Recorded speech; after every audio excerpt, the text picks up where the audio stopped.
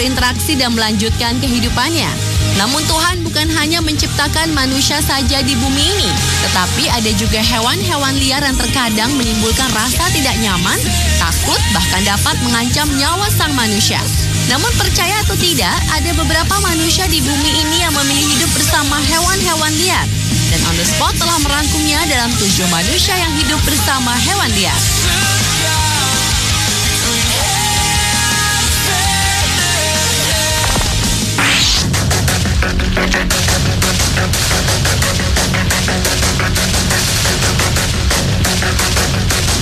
Sean Ellis adalah seorang peneliti serigala dengan cara yang unik bahkan menimbulkan kontroversi di kalangannya.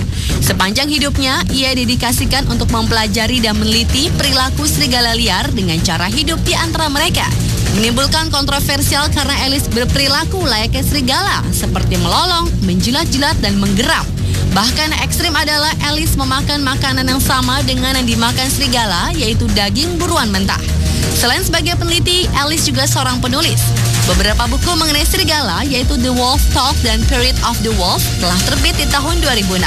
Sekarang Ellis bertekad untuk tetap tinggal dengan serigala walau ia harus kehilangan banyak teman dan meninggalkan keempat anaknya untuk berdedikasi total, karena ia yakin dapat membuat perbedaan.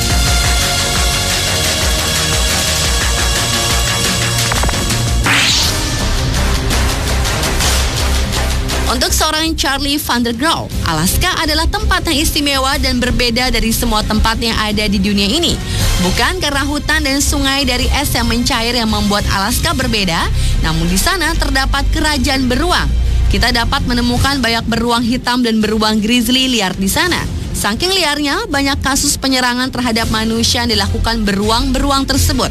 Mereka adalah predator terbesar di planet ini berjalan, diam-diam bergerak, menerkam dan mencabik-cabik sesuatu yang mereka anggap mengancam. Namun hal itu tidak membuat Charlie takut. Sebaliknya, Charlie sangat mencintai beruang-beruang tersebut. Kisah cintanya dengan beruang berawal pada tahun 1985. Ketika seekor beruang muncul di halaman rumahnya dan beruang tersebut tiba-tiba memeluknya. Bukan pelukan terkaman, namun layaknya pelukan persahabatan. Sejak itulah ia tertarik dan jatuh cinta dengan beruang.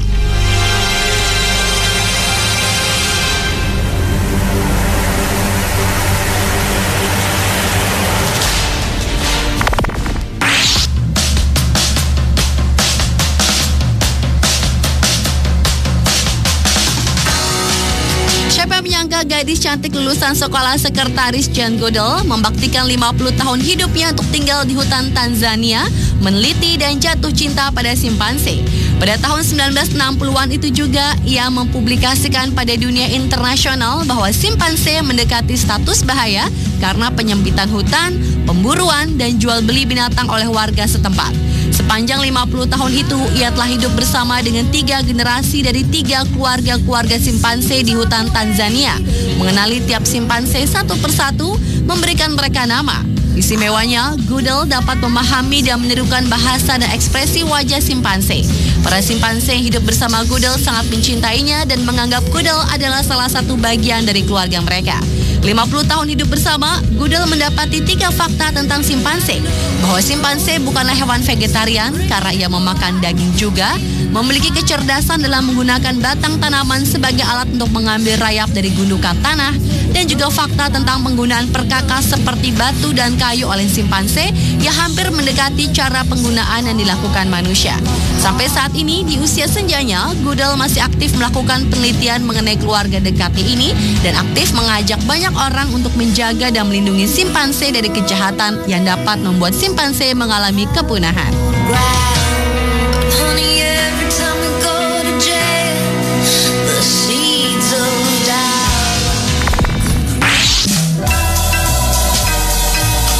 Kanchanaburi Temple atau lebih dikenal dengan Tiger Temple bukanlah kuil biasa. Kuil ini juga digunakan sebagai tempat konservasi bagi hampir 40 harimau. Harimau-harimau di tempat ini dirawat dengan baik oleh para biksu dan relawan dari berbagai negara, mulai dari harimau ini lahir hingga besar. Sejak kecil mereka diberi makan daging matang. Para biksu berharap dengan diberikan daging matang, harimau-harimau tersebut tidak merasakan darah. Bagi para biksu di kuil ini, harimau-harimau ini adalah keluarga mereka dari masa lampau. Karenanya harimau-harimau di sini dirawat dengan baik oleh para biksu, diberi makan, minum, diajak bermain, diberikan pijatan-pijatan khusus. Bahkan biksu-biksu di tempat ini terkadang mengajak harimau pergi menemani mereka ke pasar untuk berbelanja. Selain tempat konservasi, kuil ini juga dijadikan tempat rekreasi. Pengunjung bisa berinteraksi langsung dengan harimau yang berkeliaran di dalam kuil, berfoto, berpelukan, bahkan bermain bersama dengan bayi-bayi harimau yang lucu.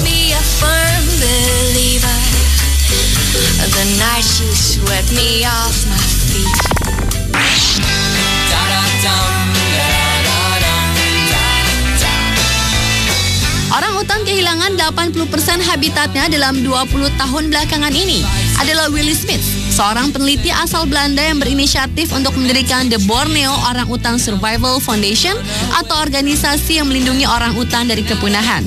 Pada saat Willy bekerja sebagai peneliti hutan di Kalimantan tahun 1989, ia menemukan adanya pasar yang menjual belikan orangutan dan orangutan yang sakit dibuang ke tempat sampah. Kemudian ia membawa pulang orangutan tersebut dan merawatnya. Ini adalah titik balik di mana ia berkeinginan melakukan penyelamatan terhadap orangutan dari bisnis jual beli. Dari usaha penyelamatan ini pula, Willy menemukan fakta lain, yaitu salah satu penyebab berkurangnya populasi orangutan terus-menerus tiap tahunnya. Bukan saja karena bisnis jual beli, tetapi juga karena kerusakan hutan akibat penebangan liar.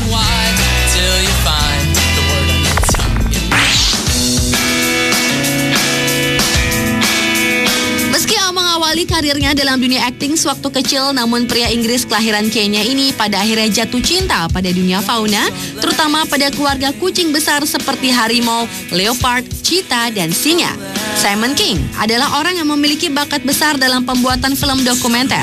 Selama 30 tahun terakhir, dia telah bekerja di seluruh dunia sebagai sutradara dan produser, namun ia lebih terkenal sebagai seorang juru kamera dan presenter pada banyak program satwa liar. Simon mencintai kehidupan liar Afrika dan sebagian besar hidupnya dihabiskan di padang-padang Afrika untuk hobinya mendokumentasikan kehidupan kucing besar di sana. Program televisi terkenalnya adalah Big Cat Diary, yaitu sebuah acara yang menyajikan kehidupan sehari-hari keluarga kucing-kucing besar di Afrika. Dalam program ini, kucing-kucing tersebut diberikan nama layaknya sebuah acara drama, namun lakonnya dimainkan oleh para kucing besar ini.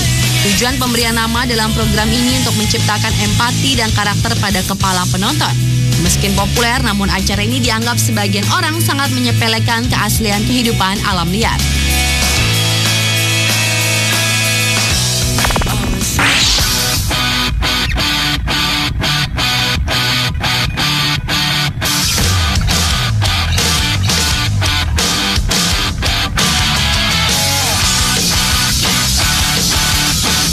Steve Irwin lah satu-satunya orang yang semenjak kecil hingga dewasa hidup dikelilingi banyak hewan. Bagaimana tidak? Steve Irwin, pria yang dilahirkan di Australia ini adalah anak dari pendiri kebun binatang Queensland Reptile and Fauna Park di Queensland, Australia. Steve ingin menularkan rasa cintanya terhadap hewan apapun kepada banyak orang dengan membuat serial televisi tentang hewan. Yayasan Konservasi Steve Irwin, Badan Penyelamatan Buaya Internasional, Animal Planet Consortium, Kandang Burung Buatan Hutan Tropis, kuil harimau, dan juga berniat membuka sebuah kebun binatang Australia di Amerika dan kemungkinan di beberapa tempat lainnya di seluruh dunia. Tetapi sayang, ia tewas secara tragis pada 4 September 2006 ketika seekor ikan pari menusuk dada dan jantungnya ketika sedang melaksanakan syuting. Kecintaan Steve pada hewan itu pun sekarang menurun pada kedua anaknya, yaitu Robert Clarence dan Bindi Sue Irwin, yang sejak kecil diajarkan untuk mencintai dan hidup harmonis dengan dunia hewan.